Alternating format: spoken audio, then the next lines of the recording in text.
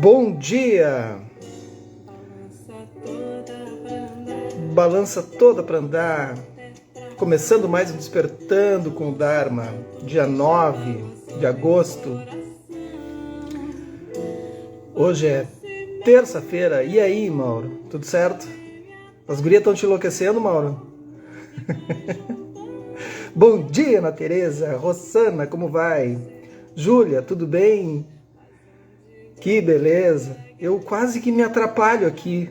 A Ana Tereza acho que é a culpada por isso. Logo eu conto. Passou 1 minuto, né? Eu tava viajando. Essa é a Gláucia Nasser, Balanço, Zona Sul. Bom dia, Fabiola. Bah, as gurias devem estar te enlouquecendo, né, Mauro? Ah, eu disse pra Carolina, para, tia. Para de bloquear ele. Bom dia, Carla.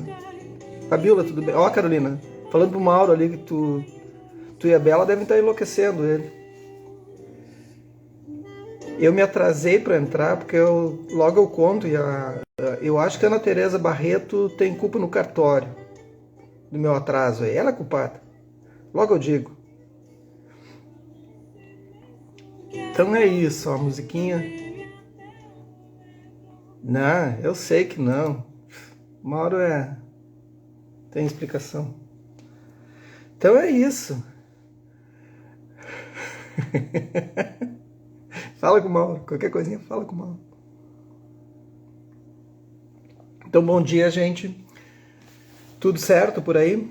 Por que eu me atrasei por 1 minuto? Porque eu fico absorto, eu tava ali vendo, olha só, né? Daí eu chego em casa, ontem eu fui lá no presídio, à tarde. Bom dia, nega!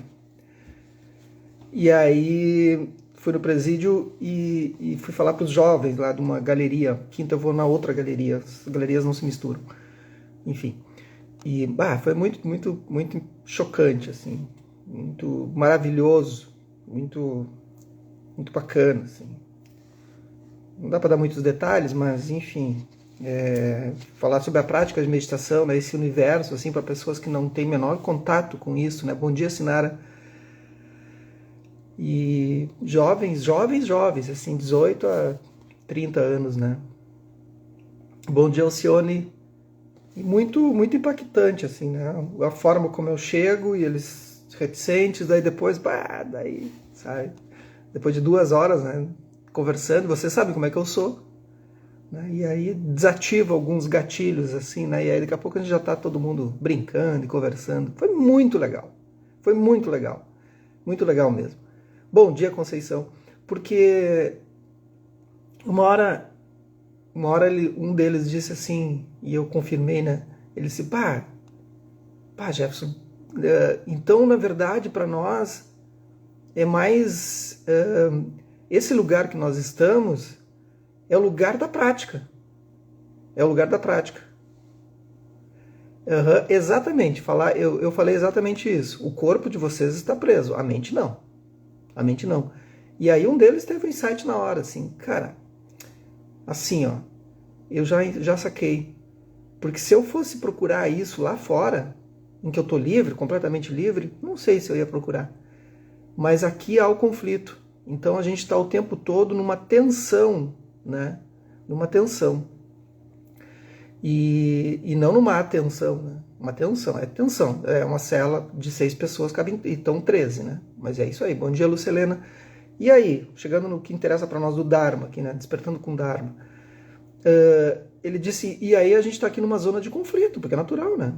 É conflito. E não é uma zona que não tem conforto, conforto é zero, é um presídio. Seria muito fácil eu meditar e aprender a meditar ali fora, que eu estou confortável, na casa dos meus pais, não sei o quê, mas aqui dentro, o desafio é meditar aqui dentro, porque aqui a gente está na zona de conflito. E aí sim eu quero ver a gente acalmar a nossa mente. E é isso que eu vou fazer, ele disse. Eu vou acalmar minha mente dentro desse conflito. Nesse lugar. Aí eu disse, é nesse lugar que tu tem que praticar. Não é nas montanhas isolado, não é fazer se isolar completamente. É nesse lugar. Né? Obviamente ninguém precisa ir preso para praticar, né, gente? Vocês entenderam. E ele sacou. Então, viu. Bom dia, Ângela. Pronto. Aí eu ganhei meu dia. Saí de lá no final da tarde, já tinha encontro da comunidade, ganhei meu dia. Aí eu chego, agora eu vou explicar por que a Ana Teresa Barreto tem culpa nisso. Porque esses dias ela perguntou assim, Jeff, quantos livros tu já leu? Né? Bom dia, Leandro. Quantos livros tu já leu no Despertando com Dharma? Quantos livros eu já li é uma coisa louca, né? Não faço nem ideia, milhares. Despertando com Dharma. Eu disse, 10, né? Eu expliquei. Aí ela fala com o Vitor Barreto, da Lúcia da Letra. Saquei, Ana Teresa, porque ela é mãe de Vitor. Aí cheguei em casa, tem uma caixa. Eu cheguei meio assim, né? Cheguei silencioso, né? Pensando no que eu falei, né? Cuidado das palavras. Aí uma caixa em cima da mesa. Você sabe como é que eu sou para livro, né? Aí, olhem só. Olhem, vocês adoram, né? 3 livros, cortesia da Lúcia da Letra. 3. Nos Passos do Bodhisattva. A Essência do Budismo, Traleg. E esse aqui, O Poder de uma Pergunta Aberta. Eu já li os 3, né, obviamente. Né, é um ser ensandecido pela leitura. São maravilhosos e provavelmente eu já sei qual que eu acho que eu vou ler, tá, para nós aqui no Despertando. Porque alguns são muito técnicos. Eu acho que esse aqui é mais levinho, né? O que tu acha, Ana Teresa? Tu que eu sei que foi a causadora desse movimento, desse levante literário. Isso aí é coisa de anarquista. Isso aí não se faz. Então, bom dia, Despertando com Dharma, já com essas novidades. Depois eu vou agradecer ao Vitor, né, mandar uma mensagem para ele. E ainda ganhei essa imagem aqui do Avalokita, né, com a descrição atrás da história, que é muito legal. Acho que eu vou ler para vocês em algum momento. É muito legal, muito legal.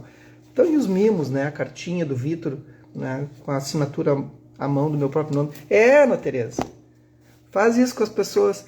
Aí, abriu um sorriso, né? Abriu um sorriso. A minha filha tá aí ela diz, pai, mas como eles te mimam, né? Mas o que te aguenta? Daí eu disse, mas também, né?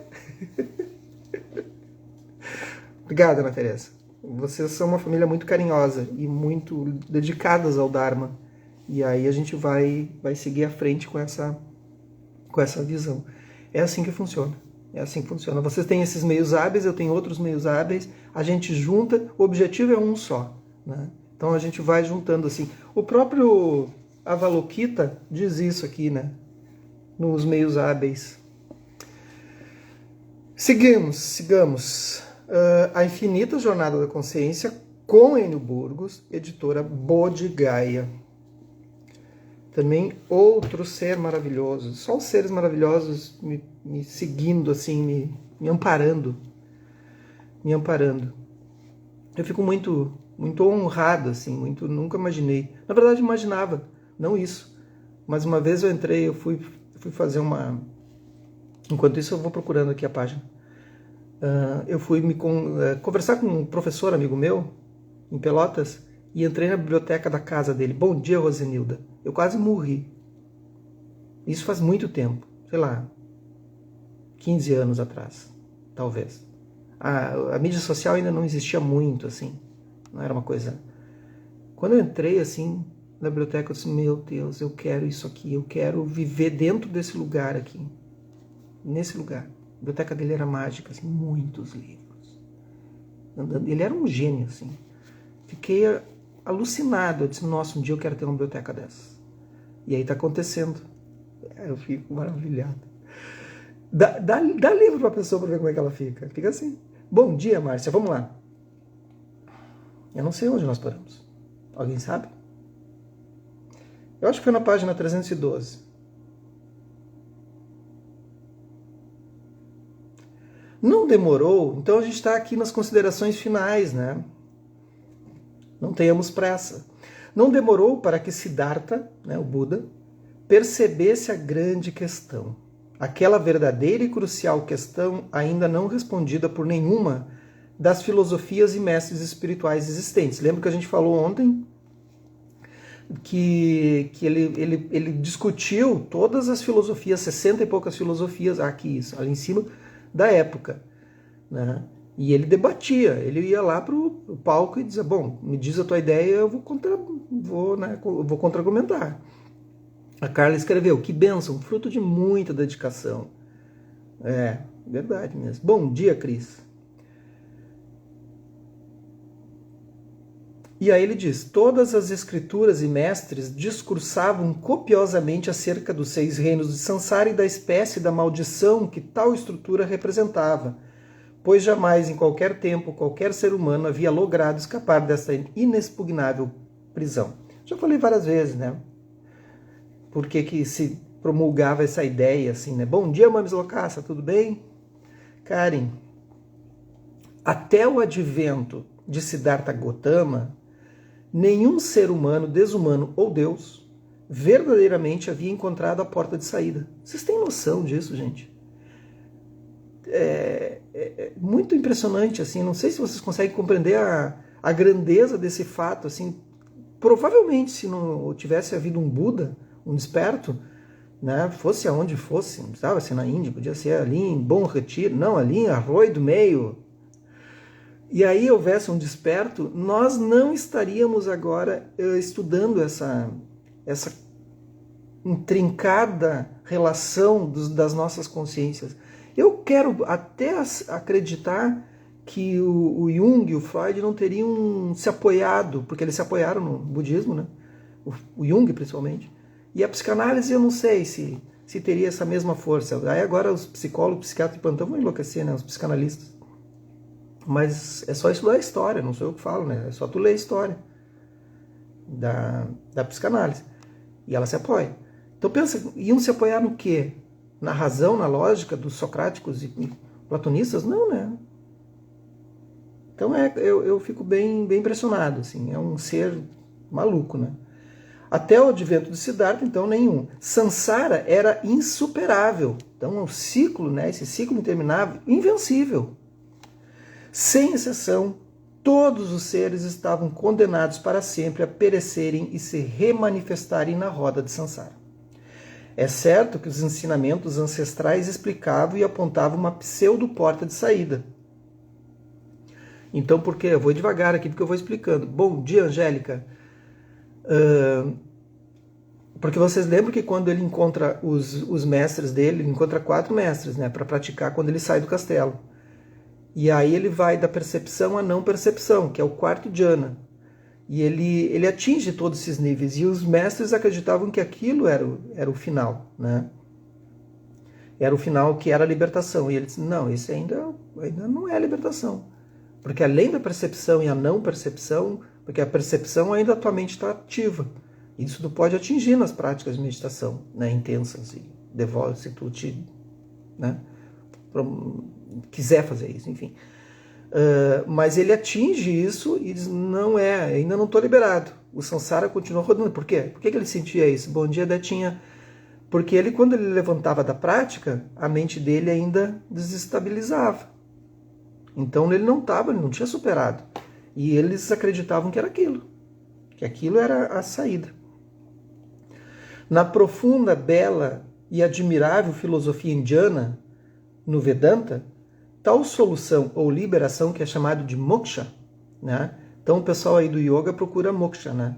E aí, só que moksha não é a liberação, aí, gente, só para avisar aí. Se apresentaria ao praticante que alcançasse a completa união entre Atman e Brahman, né? Então, entre um eu e o Deus, né? A gota da chuva que finalmente funde-se ao oceano. E aí tem um problema. Pessoal do yoga...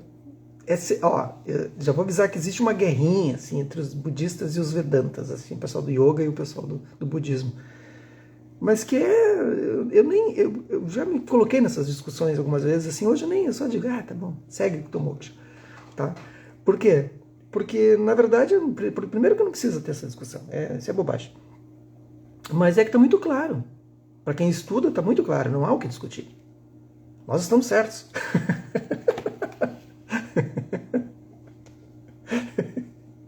Tá? Então não precisa. Vai, tô insuportável. Bom, vamos lá. Esta afirmação, então, da gota de chuva que se funde ao oceano, ela não se funde ao oceano, porque ela sempre foi oceano. Essa afirmação, porém, apesar de bastante inspiradora, não corresponde a uma solução prática e real para o problema existencial imposto por Sansara, pelo ciclo interminável da vida. Não é possível sustentá-la através da compreensão. a menos que se transforme numa questão dogmática, que se deve aceitar por imposição, ou seja, é assim. Qualquer criança, boa ou má, com toda a razão, sente-se pertencer ao divino, a Deus, seja qual for a concepção, ou ao todo.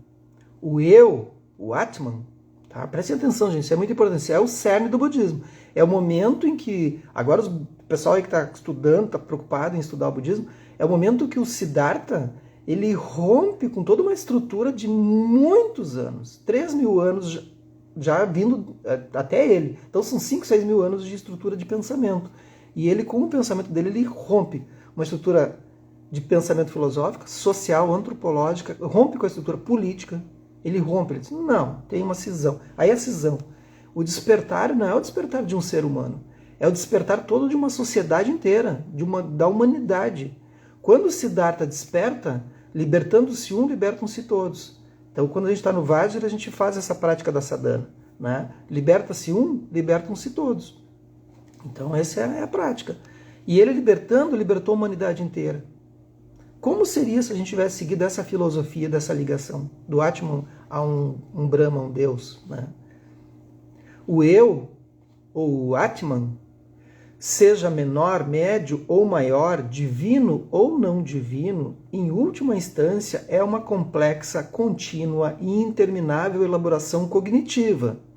Logo, por origem insubstancial, não possui solidez.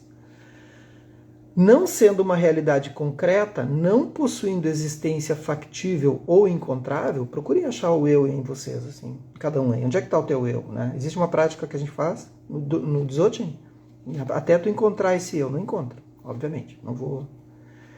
Não há como dissolver-se no que quer que seja, como se, por exemplo, um pensamento que emitimos pudesse, por alguma razão especial qualquer, fundir-se à natureza, ao cosmos ou a Deus. Ou seja, então, qualquer pensamento que nós tenhamos, elaboração mental que a gente diz isso sou eu, não tem como se fundir, porque ele é fugaz, como diria o Jô Soares. Enfim, uma gota de água jamais deixa de pertencer à natureza. Logo, não necessita fazer coisa alguma para integrar-se ao oceano ou qualquer outra porção maior ou menor de água. Bom dia, Lazy. Tudo bem? Adicionalmente, ainda que fosse substancial, factível, existente, qualquer eu com tais características necessariamente seria indissociável do todo, assim como tudo mais que há na natureza. Então aí o Enio vem aqui e dá uma rasante, um Vajra, né? Tchum. Então o Vajra é isso, é um raio, é preciso, ele corta o diamante, né? Vajra é isso, né? Por isso que é Vajrayana. E aí não deixa nem dúvida. De acordo com o que vimos até este ponto, juntamente com o que já dissemos em nossas outras obras, humildemente tendo a imaginar que o eu, concebido pela estrutura da mente, mais exatamente pela sexta consciência, lembram? Cognitiva, a mente, em comunhão com as demais 8 consciências, sendo uma entidade concebida, sendo um pensamento, uma ideia, acaba dissolvendo-se ao despertarmos do sonho, ou melhor, do bardo desta vida. A consciência que segue adiante levará algum tempo para reconstruir um corpo sutil, baseado nas sementes kármicas e energias disponíveis na sua configuração sutil. O troço é louco. Então eu fico pensando assim, ó,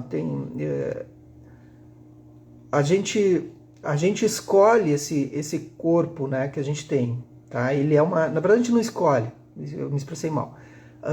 Ele é um promontório, ele é uma construção das tuas sementes kármicas. É assim que o budismo vê.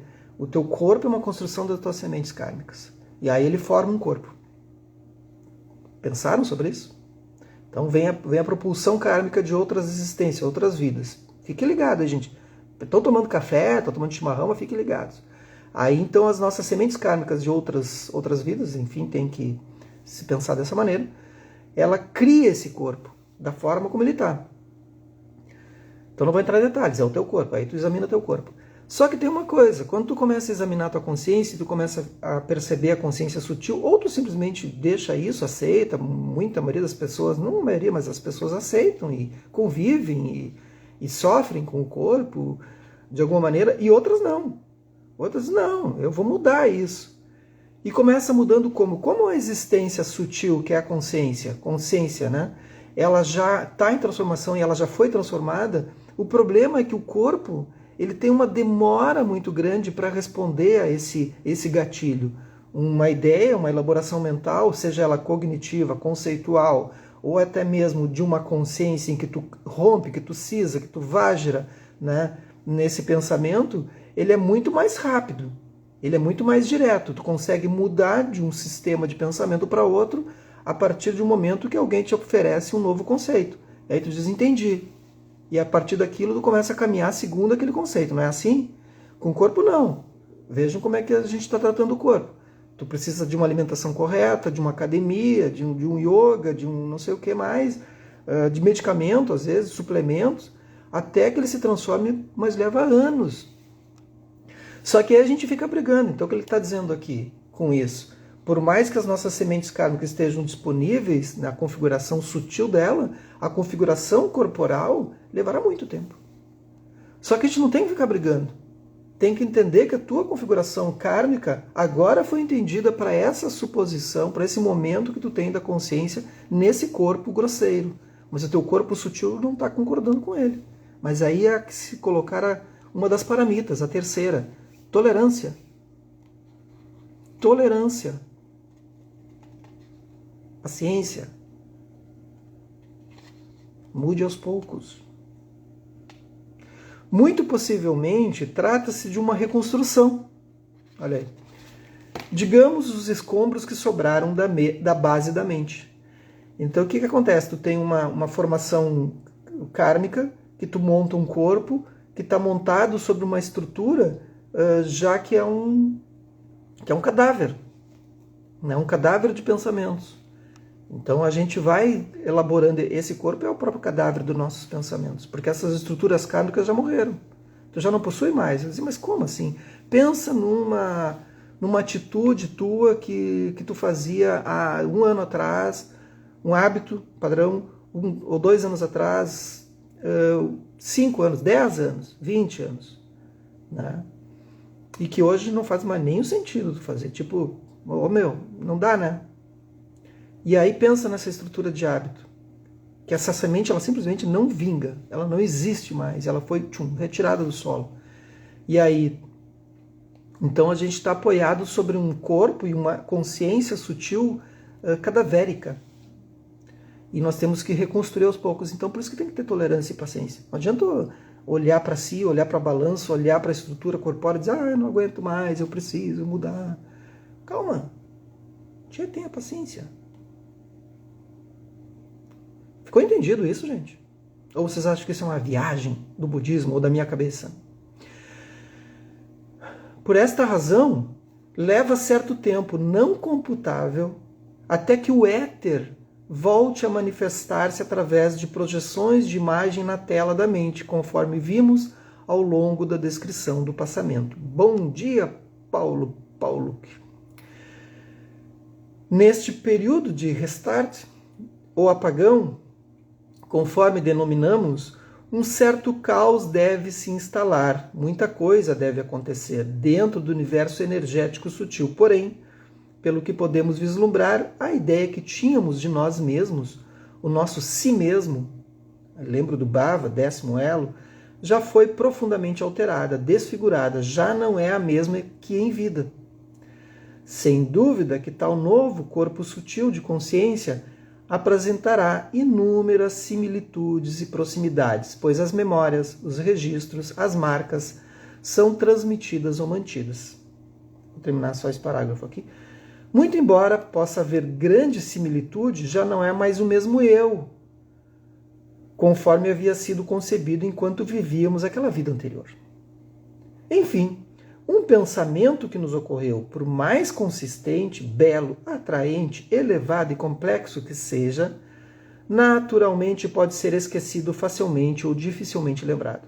Porém, se as faculdades mentais estão presentes, operando e há elementos subsidiários para processamento, nada impede que o novo pensamento, tão criativo quanto, até semelhante, seja elaborado em seguida. Ou seja, o fluxo contínuo do samsara.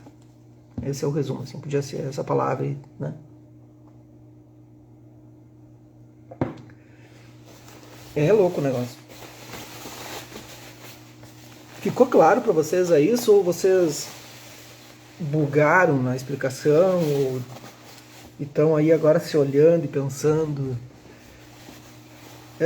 Gente, se já teve a consciência de que essas manifestações elas são transitórias, mutáveis do corpo e da mente. Bom dia, Ana Carolina. Se são transitórias, mutáveis, porque tudo é impermanente, insubstancial, e que se eu não é substancial, não é concreto. Você já se deu conta disso? Sinto dizer, mas você é um budista. Aí tá ferrado. Tá ferrado.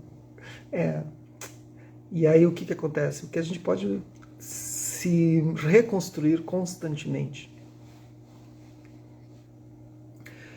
Faça uma inspiração profunda pelas narinas. Soltem completamente no suspiro.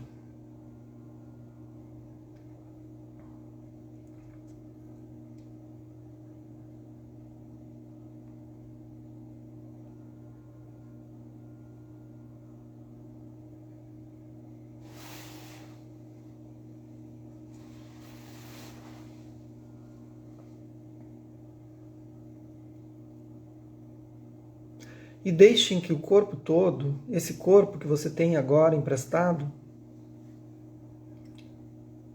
relaxe, descontraia completamente.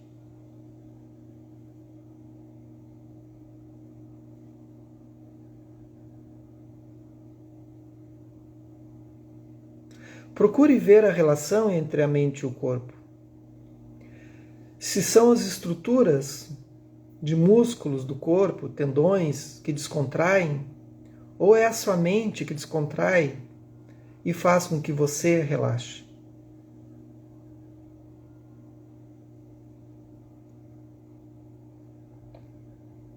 O que vem primeiro?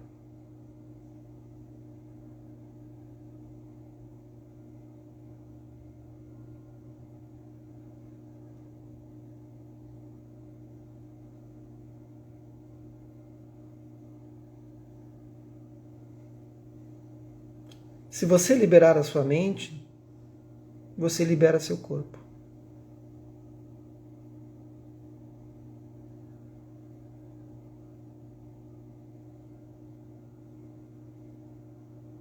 Liberar a mente significa não ficar preso, presa aos condicionamentos e hábitos e padrões e julgamentos que a mente possui.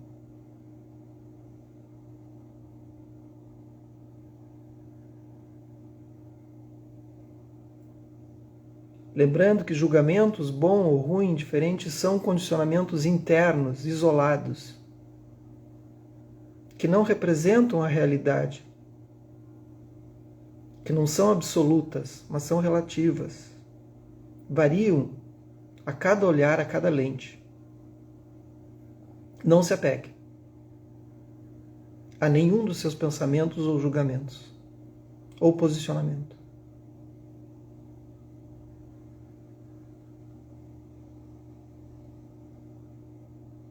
E ao inspirar novamente, solte seu corpo.